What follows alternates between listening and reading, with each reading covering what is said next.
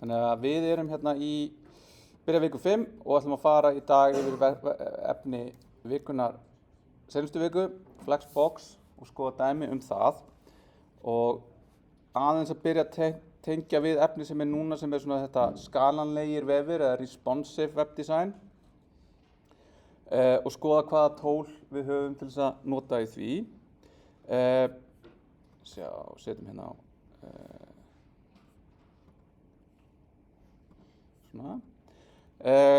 Ég ætla að byrja því að fara þessi yfir sýnilausnina á verkefni 4. Ég var reyndar eftir að linka hana hérna, þannig að höfum hérna og breytum slóðinni.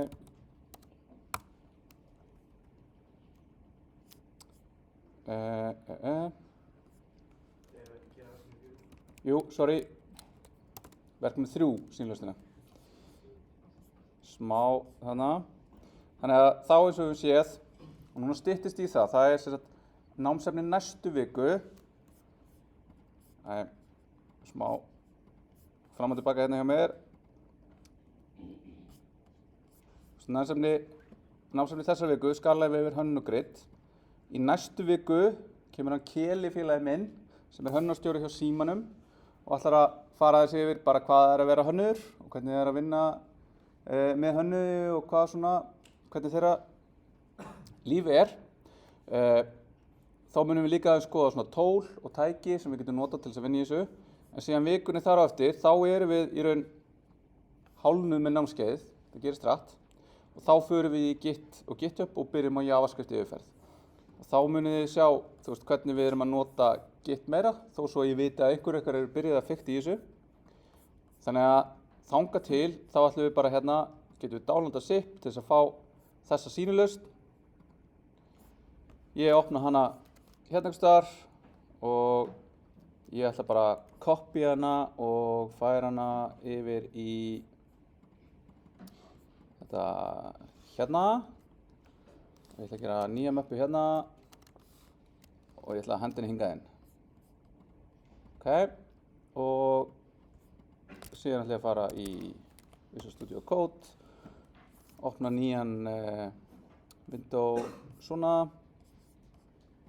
og það er kannski eftir að vera búin að uppfæra en allt í góðu. Fer hingað og opna þetta. Þetta ættu því að vera bara orðið mjög kunnug núna að gera þetta, vinna með Visual Studio og vera að opna þetta og svona. Nei, við slum ekkert opna GitHub repository hérna.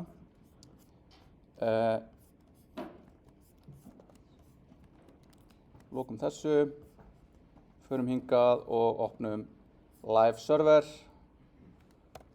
og þá er ég komin hérna með sýnilausnina. Og ef við opnum hana hérna, þá er hún svona. Það getur alveg verið að þið hafi verið að vinna þetta, þið hafi séð eitthvað skjáskot og svo hafið lesið lýsinguna hjá mér og það hafi verið eitthvað ósamræmi. Það ég veit að það er erfitt stundum að finna út úr því hvað ósamræmi þýðir, en það er samt þannig, þegar maður er að vinna í vefforritun, þá verður maður svolítið að takast á við svona ósamræmi og þetta óþekkta og það að fólk er ekki endilega alltaf með svörin. Af því að það er ekki hugsað fyrir öllu. Þið eru að fá mjög góða lýsingu á því sem þið er að gera hjá mér. Þegar þið, og ef þið farið að vinna með vefforritun, þá munið þið örsjaldan fá svona góða lýsingu. Þið munið yfirleitt fá einhver hönnunarskjöl og sagt bara eitthvað, geturðu reddað þessu, geturðu gert þetta. Og ef þið eru heppin, þá getur þið unnið með hönnuðinum, sest með viðkomandi, spurt spurninga, fengið feedback og svona. En stundum er það bara þannig, þið fáið bara einhver hönnunarskjöl og þið getið ekki einu sinni talað við hönnuðin. Þið bara reddað þessu. Og þá kemur það að vefforritun og öll forritun, en kannski sérstaklega vefforritun, er ekki einhver heilalust verk sem þið takið fyrir, heldur er þetta creative vinna. Þið eruð að útfæra hönnun og þið eruð að útfæra ykkar eigið take á það hvernig sú hönnun er. Það er ekkert endilega alltaf að allt sé hugsa fyrir öllu. Sérstaklega þegar við förum að tala JavaScript hegðun og það sem eru með virkni, það sem eitthvað gerist í ít og takka og eitthvað klikkar. Við fáum ekki alltaf svör við öllu. við þurfum stundum að geta svara spurningunum sjálf eða að geta búið til og mótað okkar eigin spurningar til þess að koma með tilbaka og segja, hei, þetta er óljóst út af því að þetta getur gerst, en hvað með þetta og gert okkur skiljanleg til þess að fá feedback á það sem við erum að vinna í. Make alveg sens? Þannig að þó svo að ég hafi sagt eitthvað og ég lýst einhverju og skjáskotin séu síðan aðeins ólík, það ekki 100 hættunni þó svo að þið gerið þetta aðeins öðruvísi. Og það tók að fram hérna í fyrstu, í þessu verkefni að þetta er fyrirmynd, þetta er ekki það sem þið nákvæmlega búa til. Þetta á ekki að vera pixel fyrir pixel nákvæmlega eins.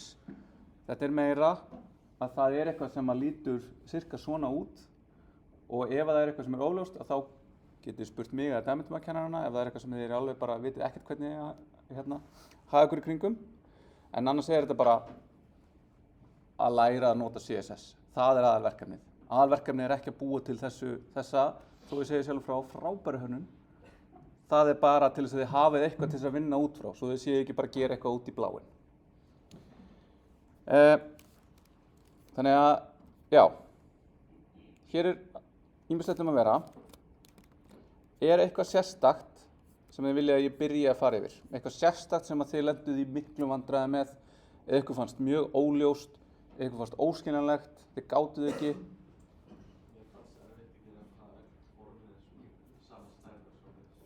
Gera formið hérna á sama að breyta þessu? Ok, byrjum bara á því og þá er hérna að það er náttúrulega, þú veist, þetta er alveg svolítið mikið, þetta eru 308 línur með athugasemdum af CSS í þessu. Eitthvað af þessu er kannski ekki nákvæmlega, þú veist, eitthvað kannski mætti skera af þessu, eitthvað af þessu eru svona athugasemdir hérna, en margt af þessu er í raun að gera eitthvað svona. Setja eitthvað margin hérna og eitthvað svona. En ef við byrjum bara að kommenta þetta allt út, til að sjá hvernig þetta lítur út, án stíla. Þá er þetta í raun svona, það er reyndar einn stíl hérna sem er að setja fallegu leturgerðina, ég ætla að stekka þetta aðeins, fallegu leturgerðina okkar hérna á legendið í fieldsettinu. Svo er margin reset og padding resetið að valda því að þetta liggur allt svona saman, en annars er í raun allir stílarnir sem við vorum að horfa á, eru í þessum hérna cirka 40 línum af CSS. Og þá getum við bara sagt, þú veist, það eru margar leiðir eins og við talaðum í senasta tíma til þess að vinna þetta.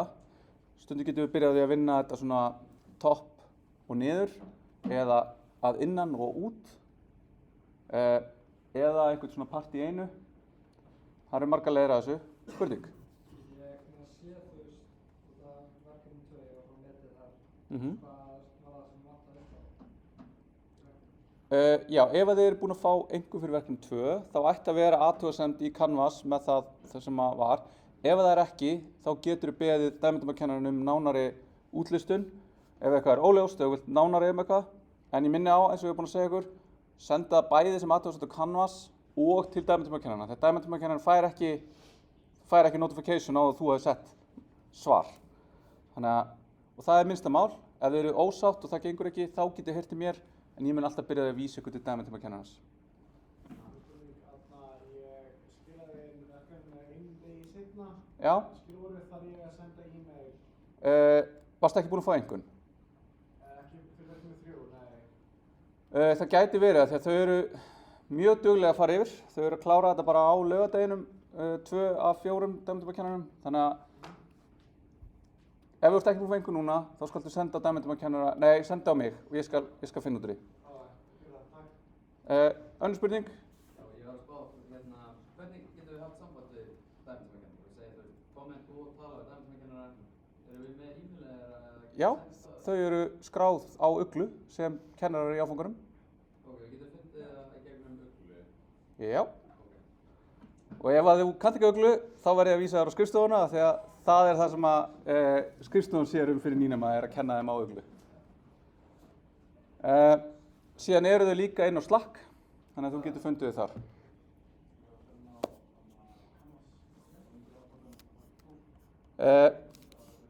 Þannig að ef við byrjum hérna að setja inn hægt og rólega eitthvað, þá sjáum við hérna fyrsta sem að þetta gerði, fjarlæga borderinn sem að er í user agent style sheetinu fyrir field set og setja bil á milli field setana.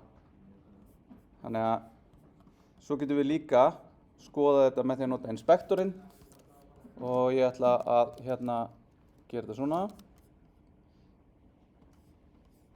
Þannig að ef ég fer hérna í field set að þá get ég slökkt á báðum þessum reglum og þá getum við séð nákvæmlega hvað gerist þegar ég tek þetta hérna, tekur borderið sem er í user agent style sheetinu í burtu og setjum margin fyrir neðan.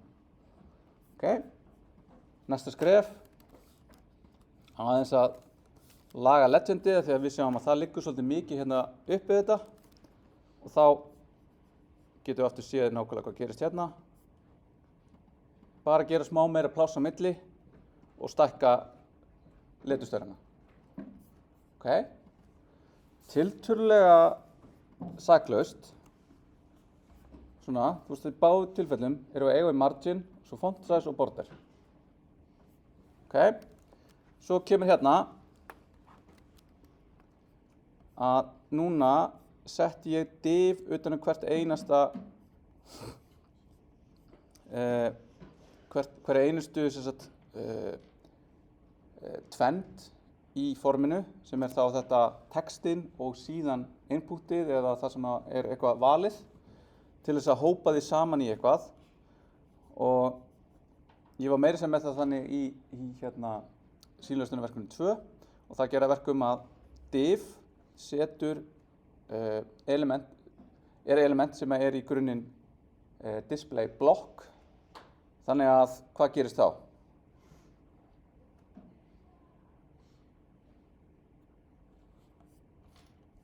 Þá býr það til pláss sem er eins mikið og það sem hérna, er í boði lárétt og hér setjum við sérstaklega vertu við 100% og max við 400 pixla.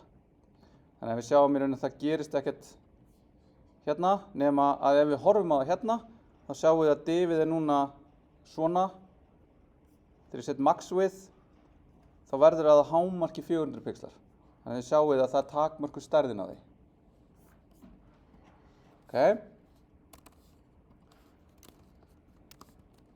Svo setjum við labelin núna í að vera display block. Label er í grunninn display inline. Þannig að þess vegna liggur það hlið við hlið hérna. En þegar við setjum display block þá segjum við að labelið er að taka eins mikið pláss lárétt og það getur. Sem þýðir að það fyllir upp í allt það pláss sem foreldrið þess gefur sem að við vorum að takmarka hérna við 400 pixla max width. Þannig að þetta útlitslega er þetta ekki að hafa nein áhrif eins og þessi hámark, þetta hámark. En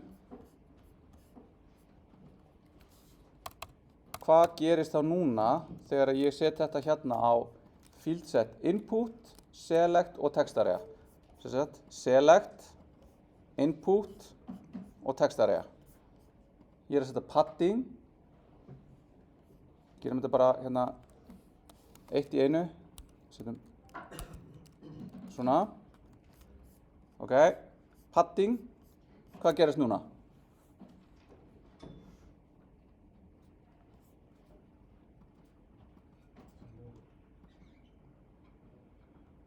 Hvað er að gerast? Ef þið vísið í það sem er að gerast í, þú veist, CSS hugtökum.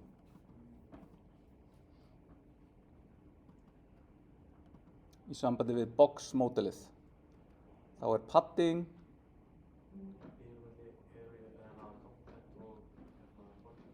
Akkurat, við erum að setja bil á milli efnisins og bordersins. Þannig að þetta hérna fær hvítt. Af því að það er í raun bakgrunnsliturinn á fíldinu sjálfu. Margin gerir pláss á milli frá borderinu að næsta elementi og tekur ekki lit efnisins sjálfs. Þannig að við erum bara að gera þetta þannig að það sé aðeins þægilega að skrifa. Við sjáum hérna, ef ég tek paddingið af, þá leggjast stafirnir alveg upp í borderið sem bara lítur ekki vel út og getur verið óþægilegt og hérna, þannig að þetta er bara meira næs. Ok, síðan setjum við bara borderið explicitly hérna og background color bara sérstaklega, þó svo að það sé hérna, þetta er til mér dæmi um það, hér mætti sleppa þessu, borderinn er reyndar, hann er svona dökk, eða svona, já, hann er aðeins út í grátt, en hérna erum við bara að vera bara explicit, við viljum að bakgrunnsliturinn sé hvítur, borderinn sé 1 pixel, solid og svartur. Ok, fínt. En hvað gerist þegar ég núna vista með width 100%? Þetta kemur aftur á spurningunni sem við varst með áðan. Hvað gerist við input, select og textarea undir field set? Þetta er ekki bara út í div elementið. Jú. Þetta er allt undir því. Þetta er allt undir því og þá mun það vera takmarkað við hvað? Breiddina á div. Já, og við settum hana sérstaklega hérna fyrir ofan og 400 pixla.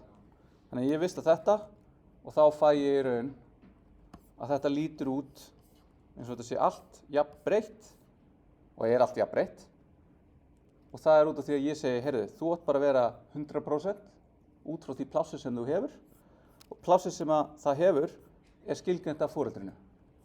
Þannig að ef ég fer núna og ég breyti þessu, að þá er ég að gefa meira eða minna pláss fyrir elementið til þess að teiknast inn í. Og þetta er max width, þetta er ekki width, sem þýðir að ef ég kveiki núna á þessu hérna sem að heitir device toolbar, getur líka heitir responsive DevTools eða eitthvað svona, ég man ekki hvað heitir í Firefox. Það leyfir mér að skilgreina hérna hvað ef ég væri á iPhone eða iPad eða eitthvað. Og ég minnka núna viewportið. Viewportið er glugginn sem að vefurinn okkar er teiknaður inn í og er grunnurinn sem CSS er að teikna hana á. Ef ég minnka hann núna fyrir neðan þessa 400 pixla, hvað mun þá gerast? Það er tvennt sem að getur gerst. Þetta hérna mun skarast út úr eða þetta mun minnka með viewportinu. Hvort mun gerast?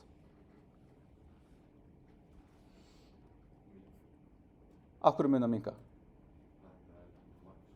Það er max width, akkurat.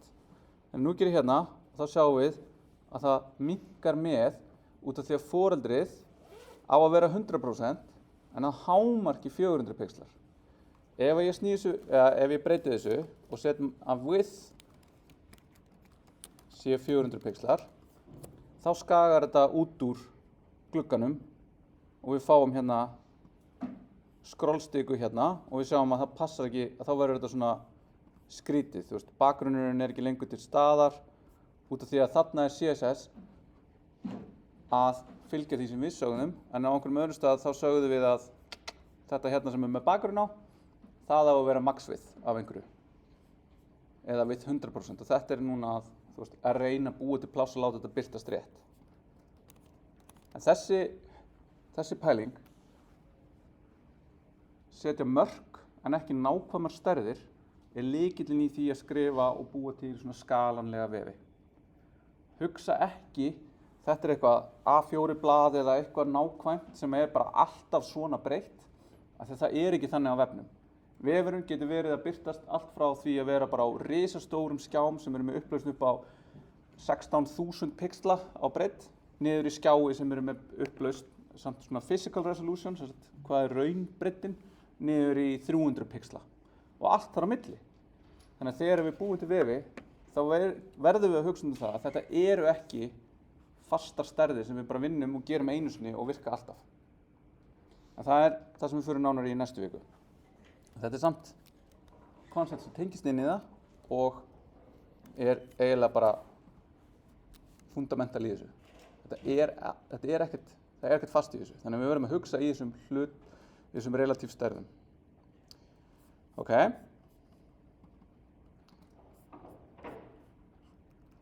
Þannig að núna erum við búin að nota margin, border, font size, width, max width, display block, border og background color. Og það er það sem við erum komið. Við erum svona næstu því komið með þetta. Og þetta er það sem ég segja.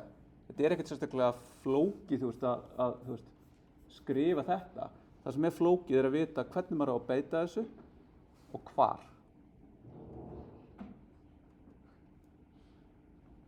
Einhverjar spurningar varðandi þetta sem við erum komið með hér?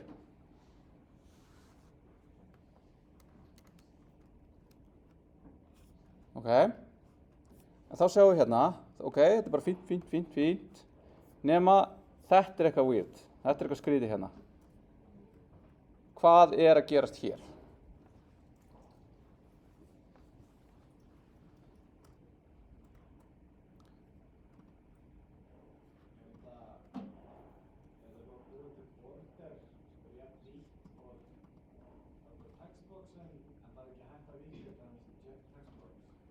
Já, næstu því, nema það er ekki border, þetta er ekki border sem er óvítt, það er bara, þetta er sem sagt, input type checkbox og það sem við segjum hérna er field set input á að vera with 100%, þannig að inputið er 100%, en við sjáum hérna, það tekur 100% af breytinni, en það teiknast bara sem í raun checkboxið í miðjunni. Já,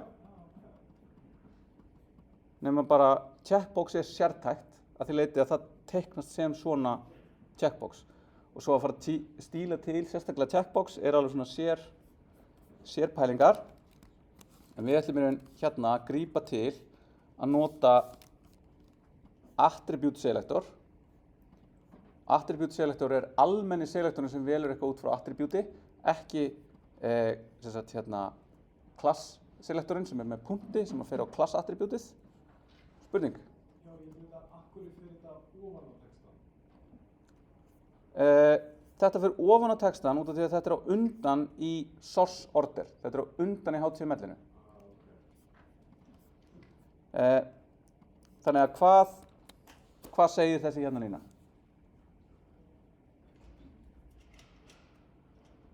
Hvað er verið að selekta? Hvað er verið að velja með þessum selektor? Velja checkbox í undir field input bara checkboxes. Ekki alveg, bara checkboxið, undir input, ekki alveg.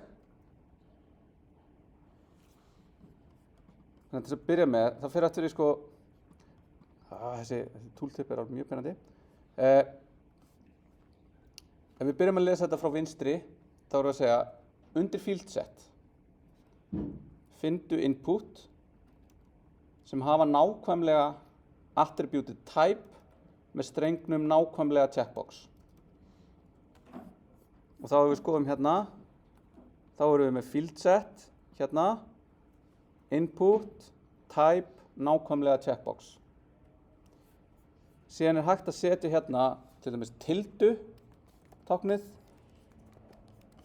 sem er svona smá bylgja. Hún segir inniheldur. Eða, svo er eitthvað fleiri tákn, ég man ekki allavega, við getum sagt, sem byrjar á, sem er heldur svona caret, svona, og sem endar á, sem er dollaramerki, kemur úr regex syntax. En allavega, það sem er fyrir okkur, bara nákvæmlega checkbox, þannig nú vistum við þetta, þá segjum við, where to display inline block með margin right 0,5 rem og verður með with auto. Taktu bara þá breytt sem þú þarft. Þannig að við förum hérna og við slökkum á þessu öllu og kveikjum á þessu einu í einu til að sjá hvað gerist. Display inline block. Gerir ekki neitt eitt og sér. With auto. Lætur þetta fara þangað. Og hérna getum við jafnvel sleppt inline block. Þetta er svona, já. Og svo setjum við margin right og þá fær það 0,5 rem bil sem er þá 8 pixlar reiknaðir út hérna til hægri. Ef að ég set hérna X checkbox þá gerist ekki neitt. Úps. Svo zoom út hérna, svona. En þá gerist það ef ég set hérna svona, þá tekur þetta. Þá hættir þetta líka að vera checkbox af því að X checkbox er ekki vel skilgreint í HTML-staðlinum. En svona. Ok. Og þá er þetta komið. Það er allt útlitið á þessu. Nema takkinu hérna eftir. Má ég spyrja einu? Já. Já. Já. Það er nákvæmlega eins. Já. Samt að checkbox aftur með. Aðeins fyrir ofan. Já, ég var búin að prófa að einhverju öðru til að reyna að bæta niður og það færðist alveg. Er það bara eitthvað út á skjána hjá mér? Þannig að það var hérna, var í línu aðeins fyrir ofan hérna. Já. Þannig var ekki í línu við textan. Það gæti verið að sé eitthvað element utan textan sem að hafi eitthvað verið að hafa áhrif á og hafi ýtt í fyrir neðan eða ofan. Það gæti verið að labelið sé utan textan, til dæmis að þetta sé svona. Ef við getum dreigið þetta hérna. Ég reyna að draga svona. Núna er inputið komið fyrir ofan, utan labelið. Og ég er með það inn í labelinu út af því að þá fæ ég ókeypis þetta að labelið virki. Núna er ég með hérna að ég er alltaf með label for, ID og ID á inputinu. En ef þú setur label og setur input inn í, þá mun labelin virka bara fyrir allt sem er inn í labelinu. Ef þetta er svona, þá þurfum við að gera einhverja aðra leið til þess að láta þetta virka hlið við hlið. Og þá þurfum við að breyta því að þetta hérna verði ekki lengur display block, þetta verði display inline block og þá fer þetta í línu. En svona er þetta með CSS, á þess að vita nákvæmlega hvernig HTML er og allt CSS sem er í kringu það, þá er erfitt að segja, já, það er þetta. Að þetta er ekki þannig að það sé bara eitthvað svona, þetta er eina rétta lausnin. Bara 1 + 1 = 2. Það er ekki svolítið CSS. Það er hægt að leigja út þessa hluti á örugglega næstu því óteljandi máta. Ég get bara hugsað 10 sem er bara að nota mismunandi CSS-teknir. Sem gerir það svolítið erfitt að læra þetta þegar maður er með kannski svona raunvísindahaus og vill bara sjá 1 + 1 = 2. Það er satt. Það er rétt, ég er búinn. Hérna er þetta bara eitthvað, af hverju vill þetta ekki raðast rétt upp? Ég er búinn að reyna allt, þetta er ömurlegt, ég hata CSS. En við erum bara að læra að elska CSS. Já, og takkinn. Inline block. Ég á það yfirleitt til að setja nákvæmlega það sem mér finnst að eigi að vera með. Það skiptir ekki máli hérna. En ég skrifa oft, bara til að vera explicit. Síðan setjum við hérna border radius. Og hann er þá það sem að, ég ætla nú kannski að stækka þetta þannig að ég sjáu þetta aðeins betur hérna inn í. Þannig að hann er það sem setur þetta á hérna.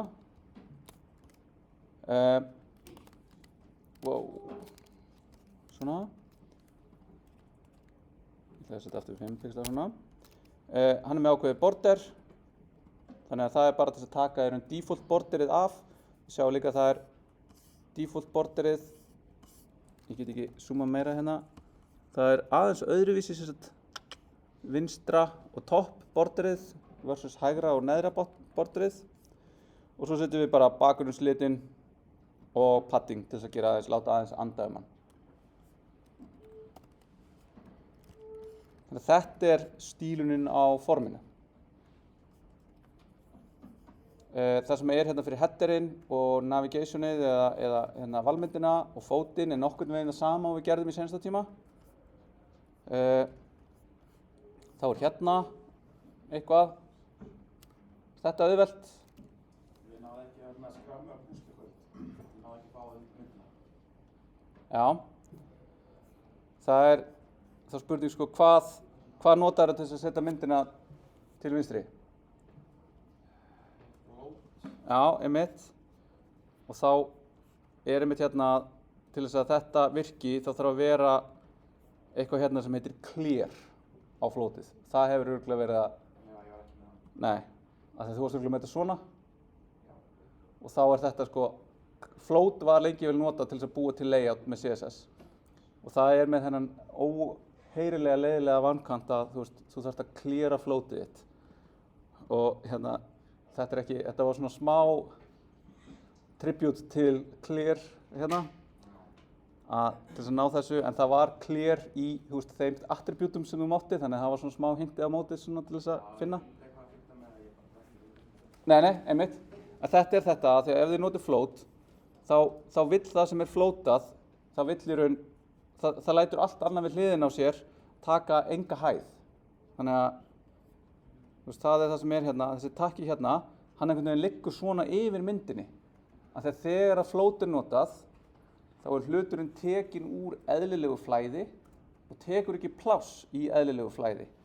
Og þess vegna kemur þessi hérna og raðast bara á eftir kontentinu sem er hérna, í eðlilegu flæði.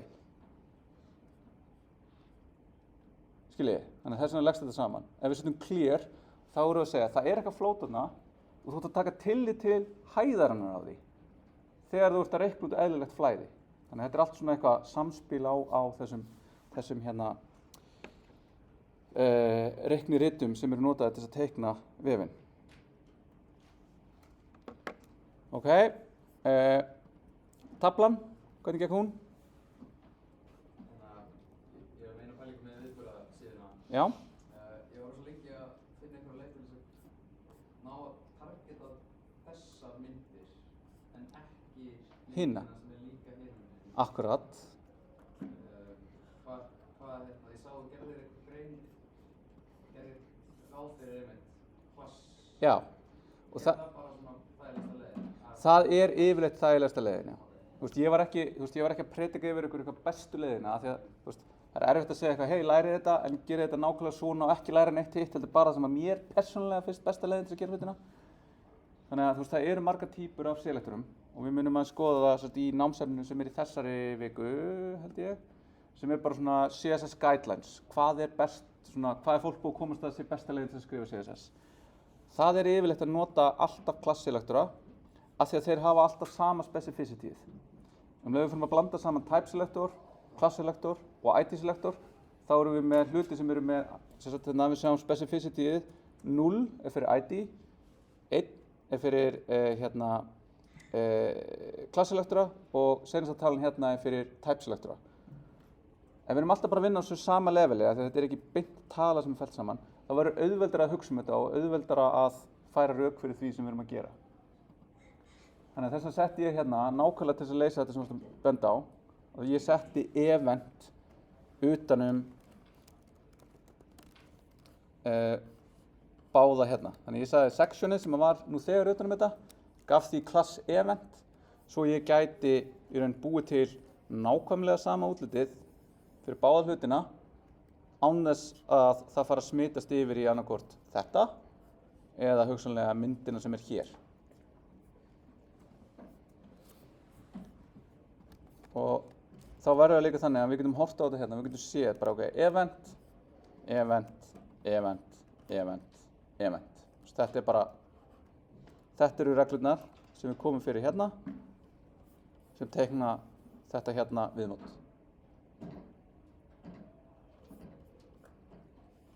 Síðan fyrir töfluna, þá kannski svona helsta brasið á henni var að setja radiusinn hérna megin og hérna megin. Og það var þá til þess að nota last child og first child til þess að velja fyrsta table header hérna, TH, og svo fyrsta TD, table data, og seinasta hérna til þess að fá þessa rúnun. Og síðan til þess að fá mismunandi liti á raðir að nota þennan nth child þar sem við setjum inn reikniformúlu þar sem hún segir í raun á hvaða TR eða table row á liturinn að breytast. Þannig hérna er það á oddatölu en við getum líka sagt á sléttutölum. Eða við getum gert eitthvað hérna. Þannig að jú, þetta eru líka vissulega oddatölur, 3n. Þannig að þriðja hver röð, við getum sett saman svona bara til þess að velja í raun ákveðin börn þegar það eru mörg börn saman, gert eitthvað sniðugt við þau.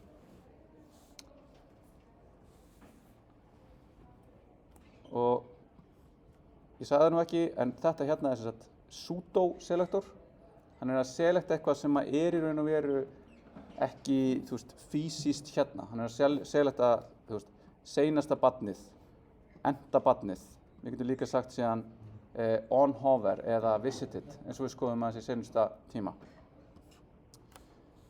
Þá er þetta töflunar, svo er hérna opnatíminn í botninum,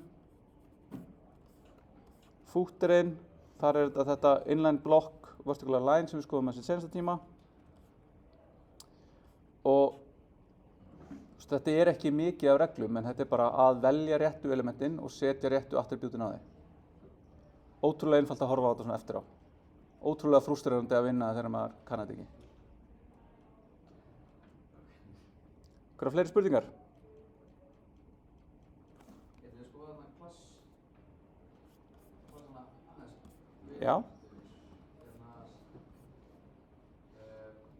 Hvar varst að setja klass í HTML? Það er ekki að skilja með einhvers staðar.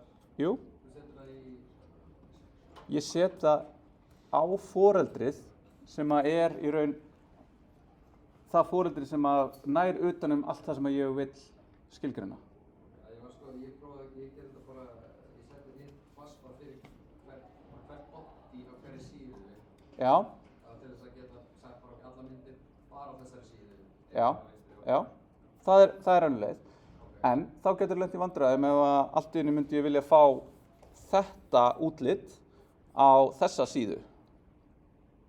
Gæti það ekki bara sett sér klass á þessa síðu og... Jú, þú gæti gert það, en þá sérðu, þá þarftu að fara að breyta HTML-inu fyrir það. Ef ég vil gera það núna, þá get ég farið hérna og ég get sagt bara eitthvað, já, ég vil hafa þetta hérna líka. Það þarf aðeins að laga plássið hérna, en þetta lítur bara rétt út. Ég get bara peista þessu beint inn, út af því að ég er svona, ef þú hugsar þetta sem, ég er svona encapsulate þetta, ég er að hjúpa þetta allt í einum selektor. Þannig að allt sem er hérna undir, sem fylgir þessum reglum, það mun taka þessa stíla. Og þannig er ég að búa til CSS sem ég get síðan hugsanlega endurnýtt og er partur af því sem er í verkefni 4, sem er þessi card-pæling, sem er nákvæmlega þetta, að geta nýtt eitthvað á forsíðunni, viðburðarsíðunni og formsíðunni, sama CSS-ið.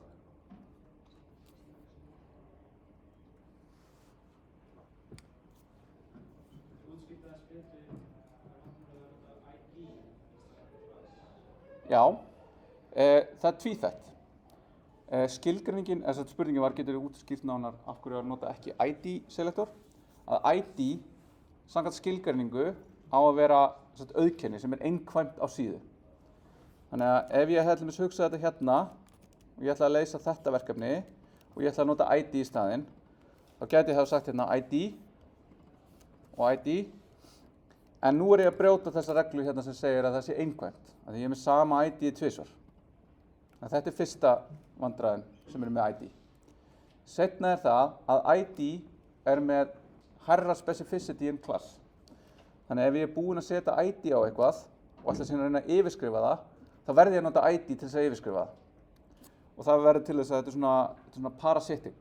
Ef ég byrja að nota ID, þá verði ég að nota ID og meira ID. Og ef þið eru búin að lenda í því núna að vera með specificity vandamál, sem er til dæmis það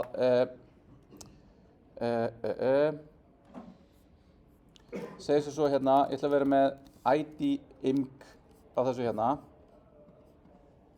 og þá brotnaði þetta út af því að ég er ekki lengur með höfum þetta sem klass hérna og ID img hérna á einni og ég ætla að hafa þetta svona ég reyna að búa til eitthvað gott dæmi til þess að fá svona specificity vandamál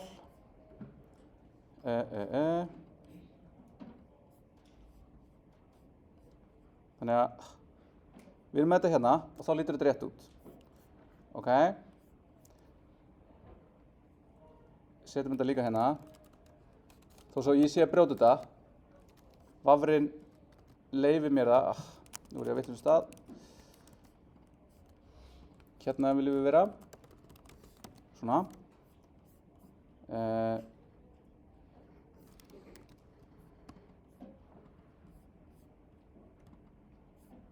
Main img.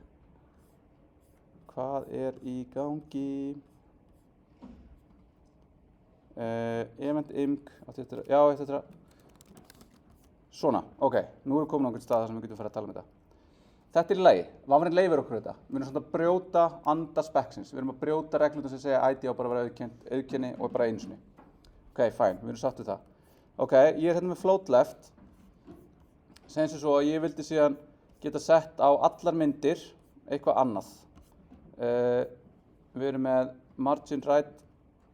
Hérna ætla ég að vera með border radius 0. Ok, border radiusin fór af myndinni. Og það er bara allt í lagi, þú veist, ég skilgreindi það hérna í þessu hér og það tekur yfir þetta hérna. Segjum svo eitthvað hérna á milli, búm, eitthvað setna, þá vill ég í raun að alla myndir séu með border radius 10 pixla. Það mun ekki gerast, út af því að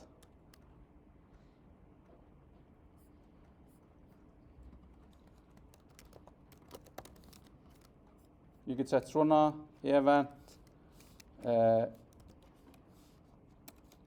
section, event. Af hverju fæ ég ekki border radiusin 10 pixla? Því að ID er meira Hærra specificity og samkvæmt cascadeinu þá er því raðað seinna og það er reglan sem er notuð. Ef ég nota ekki ID-selektorinn, þá get ég sagt þetta og það tekur hérna. Af því hér er ég að hugsa um þetta á sama leveli. Leiðu ég fer með þetta upp á ID-levelið, þá er ótrúlega erfitt að ná að trompa þessu, án þess að grípa til ID-selektorsins aftur.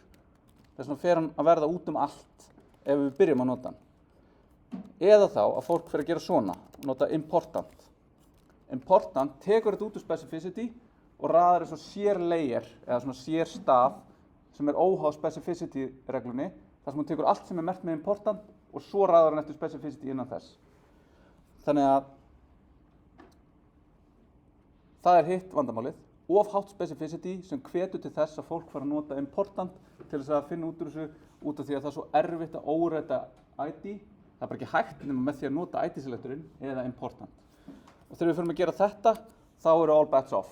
Þá bara, þú veist, þá gilda mjög fáar reglur. Þá er þetta bara kúrekar og við erum bara að, þú veist, keppast á við og það er erfitt að búa til eitthvað eitt kerfi sem að næri utan allt CSS-ið okkar. Og það er það sem er erfiðast í stórum verkefnum sem nota CSS, að búa til kerfi þar sem að 2 eða 3 eða 100 forritarar geta unnið saman og þetta make a sense. Og þetta er ekki eitthvað svona ég er að skrifa onni þar sem þú ert að skrifa onni og ég er að skrifa onni og ég smíði þetta svona og þú smíðir þetta hinsegin og við fáum einhverju vefi sem eru bara út um allt.